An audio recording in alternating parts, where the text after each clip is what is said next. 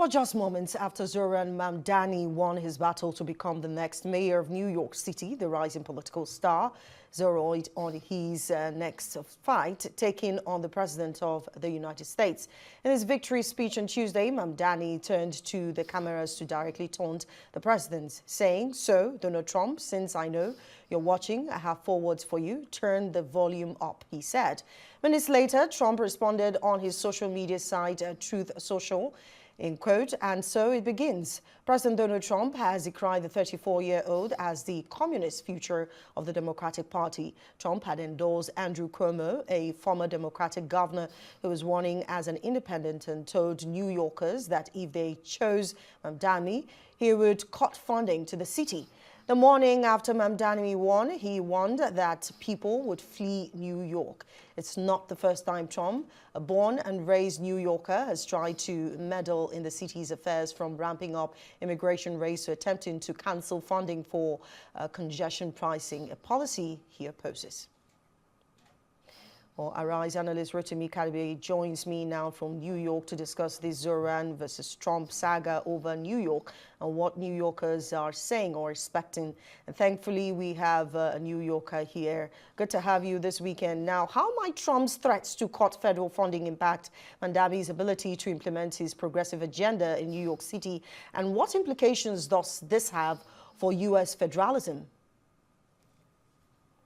Well, that's a very good question. I think this particular move by the Trump administration is going to create a sort of a financial dent if the threat is anything to go by. Mamdani has promised a whole lot. He has promised free buses. He has promised freezing rents. He has made so many lofty promises that requires money to be carried to be carried out.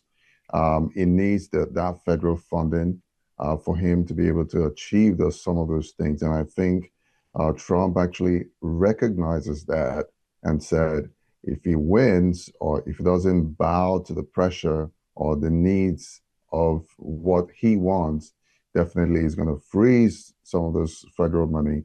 And for the first straight, the Mamdani administration, which would definitely could cause him some political capital in a way that people that voted for him will start turning against them. And that will be perhaps the diminishing return of his political rise.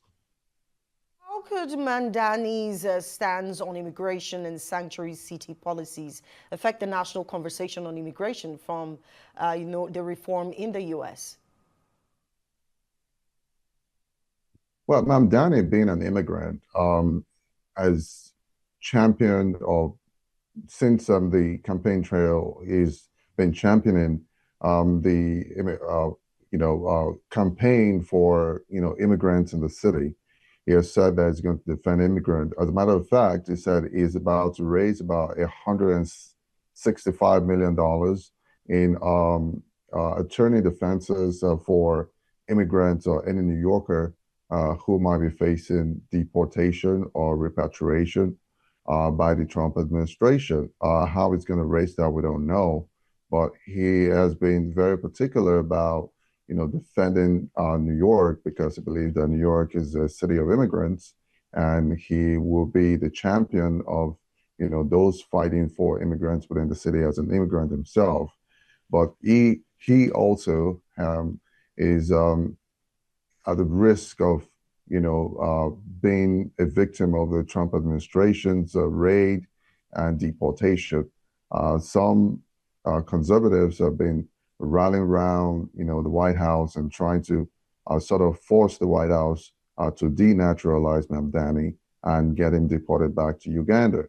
And if that is anything to go by, definitely that will be another kettle of fish, when it comes into power, and we're going to be seeing a new chapter of a mayor of the United States being deported to a different country. That is also on the table for the Trump administration against Mamdani. So Mamdani, if he's political savvy, will want to tread with a little bit of caution as he assume office.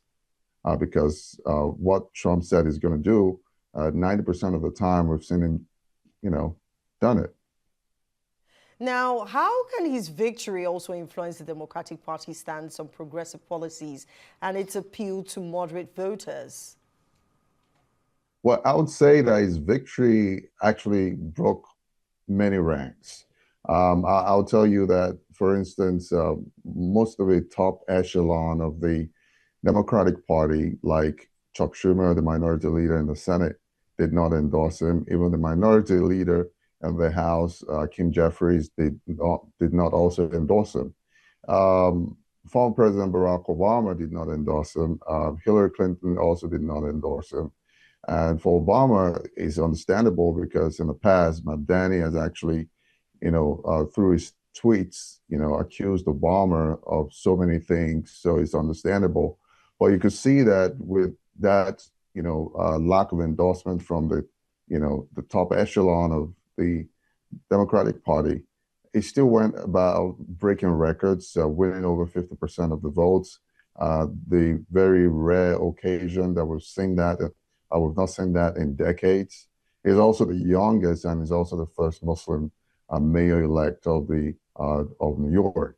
So this definitely is creating a new chapter in the Democratic Party. And some people said is perhaps maybe a major prospect of, or maybe the driver of future driver of the Democratic Party, with his popularity in New York, that could spread across the country, but not without opposition, though, because of where he comes from, because of the religion he belongs to, and because of the policies that he believes in. He calls himself democratic socialist. We've never heard that term before, but again, most of the Democrats, especially the ones that we've seen in the past, have never called themselves by that name, and they've never implement policies of socialism. So Mamdani is actually creating a niche for himself that we've never seen before, and we don't know how that is going to play out. Now you mentioned, his policies and beliefs. I'm going to touch on his beliefs. So could this Zohran Mamdani's views on Israel and Palestine impact U.S., Israel relations, considering Trump's, support for Israel? Well, I think when you're talking like globally, I don't think that's going to have any effect because New York City is just one of the different cities we have in the country, though it's the largest cities in city in the United States. But his views may not actually have a lot of effect. Um, we also know that New York harbors perhaps one of the largest concentration of Jewish settlements, especially in Brooklyn, New York, and some part of Queens and also Staten Island. He has been able to reach out to those Jews living in the city that perhaps some of them voted for him, some of them did not vote for him.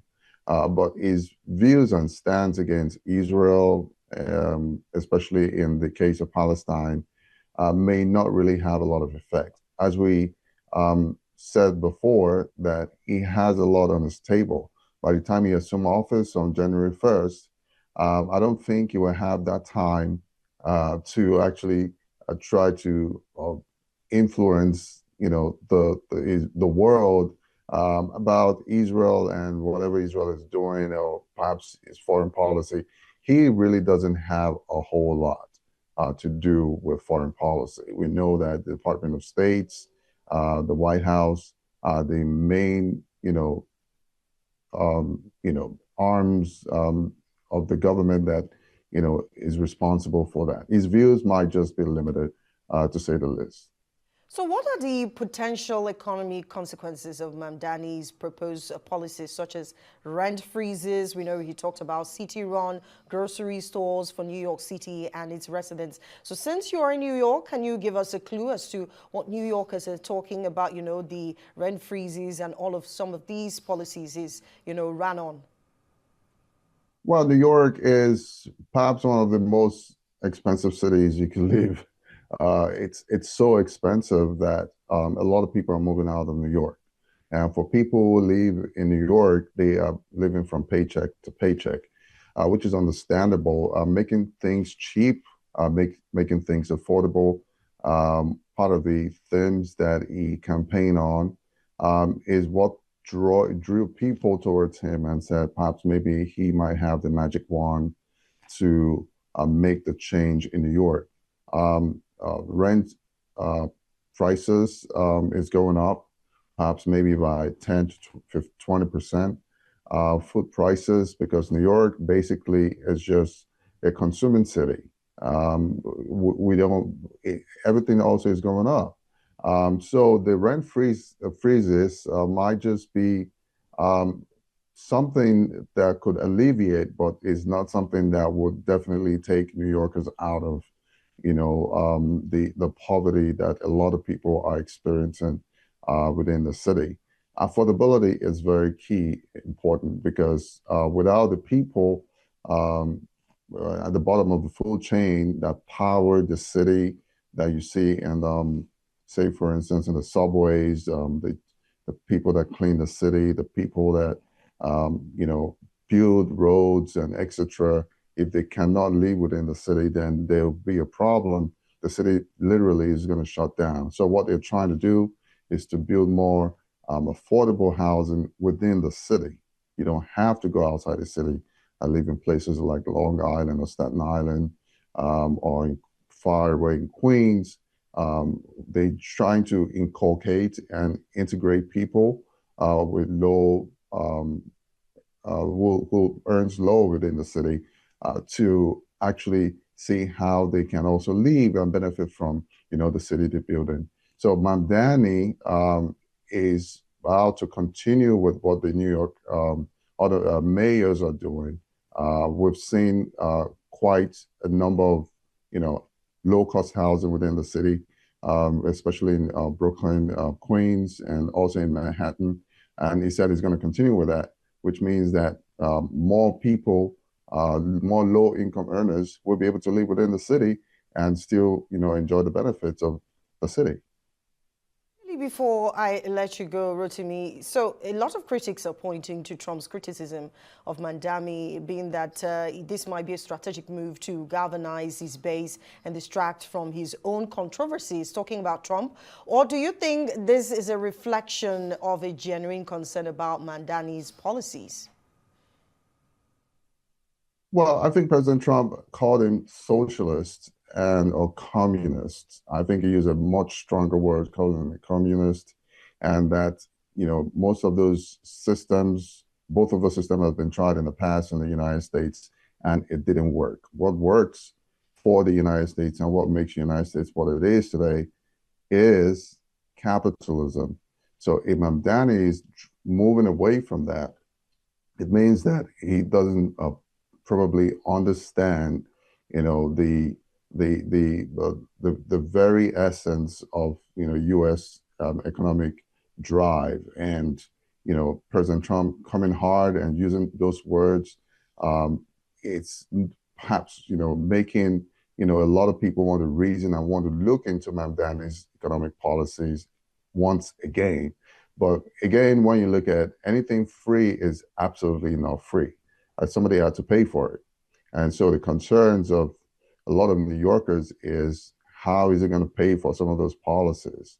He has promised that he's going to tax 1% of top earners within the city, and raise those monies and give it back, to the people who are low-income earners.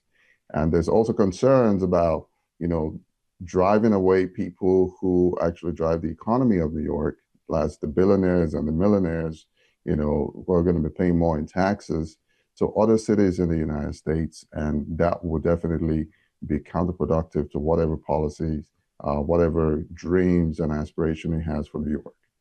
Right. All the best to New Yorkers, and of course you, Rotimi Kade, as you now have Zohran Mandami as, the mayor. Thank you so much for your time to discuss the major story this week.